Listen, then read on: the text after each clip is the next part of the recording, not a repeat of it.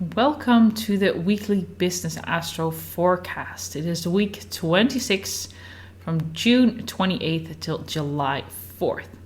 This week is all about things coming together and finding closure. With the new moon in Cancer coming up next week, now really is the opportunity to come home to yourself, but also to explore what does that mean to come home to yourself. But before we dive into that, aggression and impulsive actions could come out this week.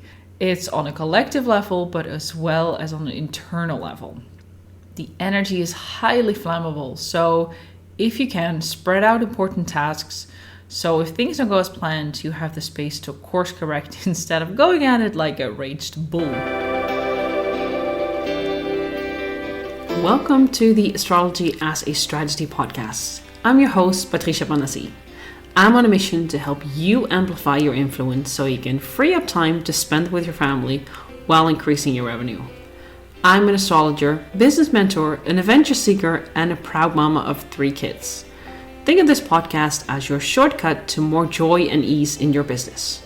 Running a business is joyful, and when you're not having fun, you haven't cracked the code yet, but that's about to change. I share practical and short tools how to use astrology in your business and life. So let's get started on using your energy strategically to make a bigger impact, have more free time, and grow your wealth.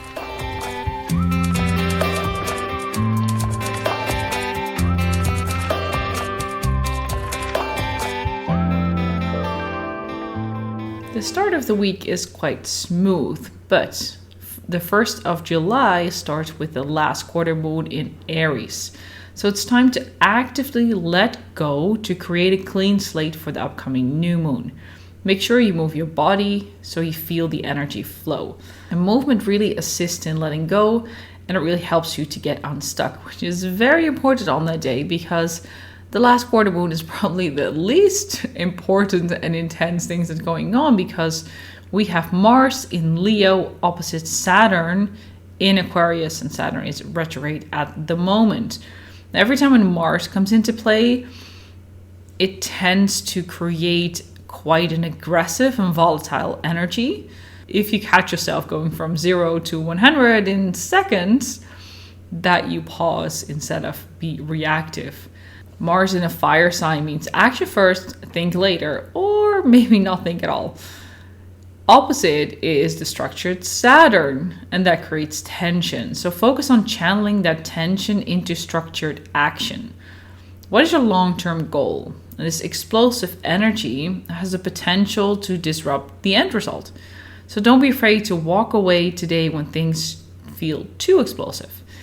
And because this aspect is with a slower moving planet, it is felt the most intensely on July 1st, but it is something that we feel throughout the week. So even if you're listening to this early in the week and you feel like there's a lot going on already, know that this aspect is already coming into play. And then on July 3rd, there is another Mars configuration that can stir up quite a bit. It is Mars in Leo squaring Uranus in Taurus.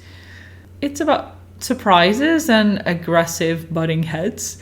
This is not a good day for radical changes, but about observing what is happening around you. How do you handle the obstacles? How can you support the people around you? And it's the foundation that you lay right now that will help you to actually get through the transitions and the changes that are happening.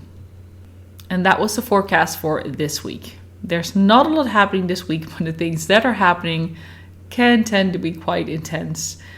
So make sure that you rest a lot, that you observe what's going on inside of you, that you understand where your energy is going and where you are drawn towards, because there's nothing wrong with being angry. There's nothing wrong with getting frustrated as long as you find an outlet that is healthy, that helps you to get unstuck. Really, that's the whole point of it. So I'm wishing you a beautiful week, and tune in next week for another weekly Astro Business forecast. See you then.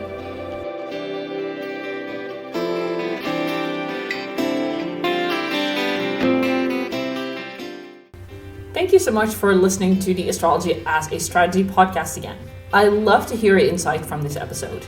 Screenshot and tag me on Instagram in your stories or on your feed. You will inspire others to have more joy and ease in their business, and I love to see who's listening. One last thing. I love creating free content for you. Would you like to do something in return? Go to iTunes, subscribe, and leave a review. This helps the podcast to be found more easily so this message can reach more people. Thank you so much for listening, and I will catch you next time.